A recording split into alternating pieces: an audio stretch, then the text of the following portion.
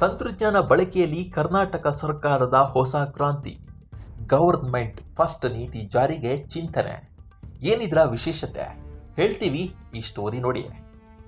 ತಂತ್ರಜ್ಞಾನ ಕ್ಷೇತ್ರಗಳಲ್ಲಿನ ನಾವೀನ್ಯತೆ ಮತ್ತು ಸುಧಾರಿತ ಅನ್ವೇಷಣೆಗಳನ್ನು ಆಡಳಿತದಲ್ಲಿ ಅಳವಡಿಸಿಕೊಳ್ಳಲು ಕರ್ನಾಟಕ ಸರ್ಕಾರ ಗವರ್ನಮೆಂಟ್ ಫಸ್ಟ್ ಎಂಬ ಹೊಸ ನೀತಿಯನ್ನು ರೂಪಿಸ್ತಾ ಇದೆ. ಹೊಸ ತಂತ್ರಜ್ಞಾನಗಳ ಮೊದಲ ಬಳಕೆದಾರ ಅಥವಾ ಗ್ರಾಹಕ ಸರ್ಕಾರವೇ ಆಗಿರಲಿದೆ ಎಂಬುದು ಇದರ ಮುಖ್ಯ ಪರಿಕಲ್ಪನೆಯಾಗಿದೆ. ಈ ಆಡಳಿತದ ಮುಂದಿನ ಹಂತವಾಗಿ AI ಆಧಾರಿತ ಇಂಟೆಲಿಜೆನ್ಸ್ ಆಡಳಿತವನ್ನು ತರಲಾಗ್ತಾ ಇದ್ದು, ವಿಧಿವಿಜ್ಞಾನ, ನೀರಿನ ಗುಣಮಟ್ಟ ತಪಾಸಣೆ, ಅಗ್ನಿಶಾಮಕ ಮತ್ತು ಮಾದಕ ದ್ರವ್ಯಗಳ ಪತ್ತೆಯಲ್ಲಿ ಅತ್ಯಾಧುನಿಕ ತಂತ್ರಜ್ಞಾನ ಬಳಸಲು ಸಚಿವ ಪ್ರಿಯಾಂಕ್ ಖರ್ಗೆ ಮಾಹಿತಿಯನ್ನು ನೀಡಿದ್ದಾರೆ. ಏನಿದು ಗವರ್ನಮೆಂಟ್ ಫಸ್ಟ್ ನೀತಿ ಎಂಬುದರ ಸಂಪೂರ್ಣ ಮಾಹಿತಿ ಇಲ್ಲಿದೆ ನೋಡಿ.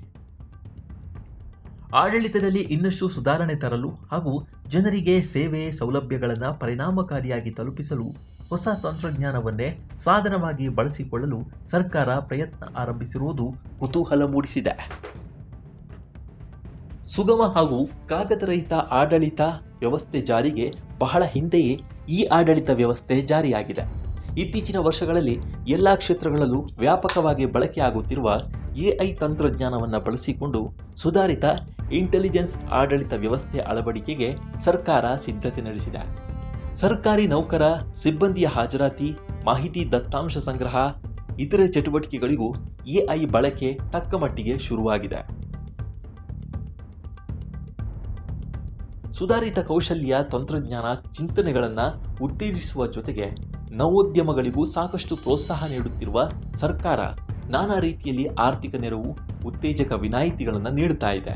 ಆ ಮೂಲಕ ಉತ್ಪಾದನಾ ವಲಯ, ಸೇವಾ ವಲಯ, ಉದ್ಯೋಗ ವಲಯದಲ್ಲಿ ಹೆಚ್ಚಿನ ಅವಕಾಶ, ಕಾರ್ಯದಕ್ಷತೆ ಹೆಚ್ಚಿಸಲು ಪ್ರೋತ್ಸಾಹ ನೀಡುತ್ತಾ ಇದೆ. ಇದೀಗ ಸರ್ಕಾರವೇ ಸುಧಾರಿತ ತಂತ್ರಜ್ಞಾನವನ್ನು ವ್ಯಾಪಕವಾಗಿ ಅಳವಡಿಸಿಕೊಳ್ಳಲು ಮುಂದಾಗಿದೆ.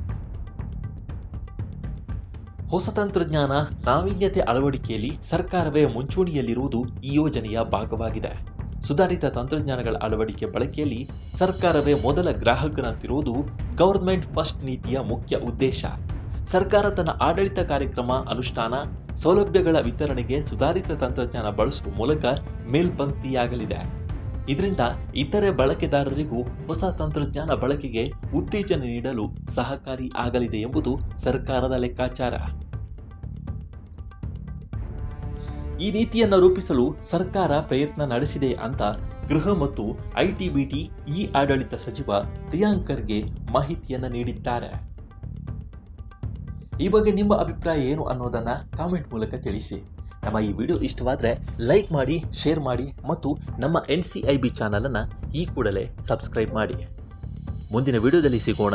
ನಮಸ್ಕಾರ.